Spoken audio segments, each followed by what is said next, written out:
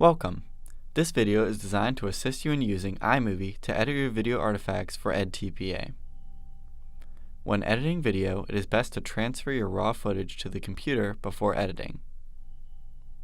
Having your video files saved to the computer will give you the fullest computing power and allow for the smoothest editing with the lowest chance of unexpected glitches. Before copying your footage to the desktop, right-click and make a folder for your project on the desktop.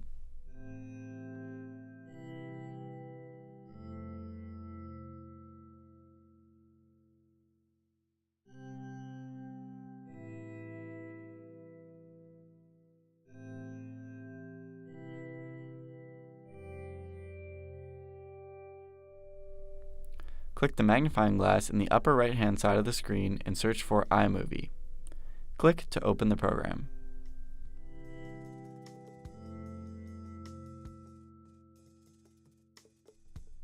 Before we import our footage, we must create a new library to house it.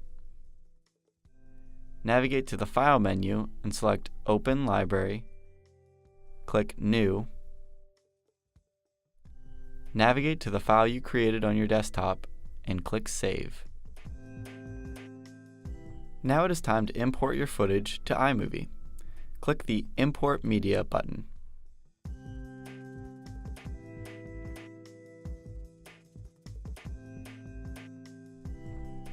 Navigate to the folder that you created on the desktop and select your desired raw footage files. Click Import Selected. The video clips should show up in the upper left of the iMovie workspace. The next step is to create a timeline for your video. Go back up to File and click New Movie. Select No Theme and click Create.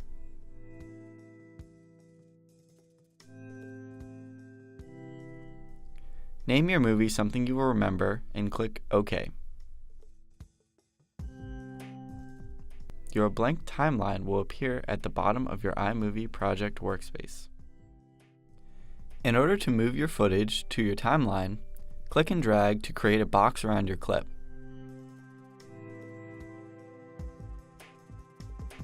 Using the grabber hand, drag the clip down to the timeline. To play your movie, hover over the video preview screen in the upper right-hand side of the iMovie workspace. A play button will appear. Clips can also be played and paused using the spacebar. The preview area will play whichever workspace you have selected, either the raw footage or the editing timeline.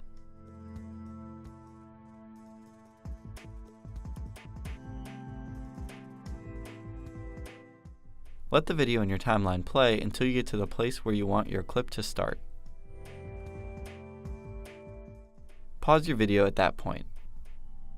You can slide the playhead back and forth by dragging the small gray triangle at the top of the playhead until you get it to your desired location. When you finish selecting your start point, right-click and select Split Clip.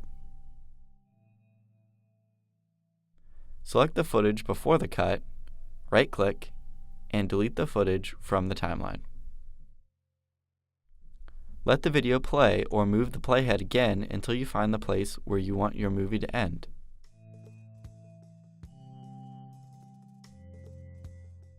At this point, right-click again and select Split Clip. Select the excess footage at the end of your timeline and delete it. If you wish to extend your clip at either end, simply hover over the beginning or end, and you will see a double-headed arrow appear. You can use this slider to make your clip longer or shorter as needed.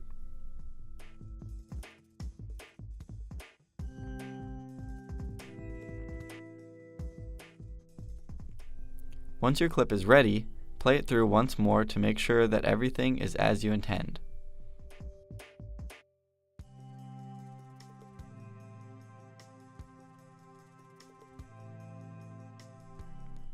Now you're ready to export your clip.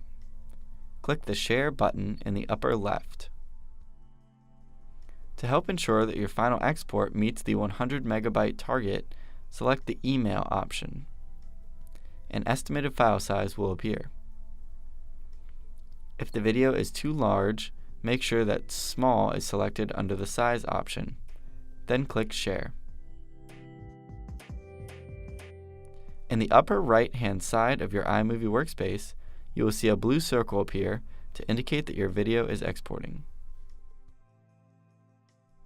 When this process is complete, the blue circle will be filled and your movie will pop up as an email.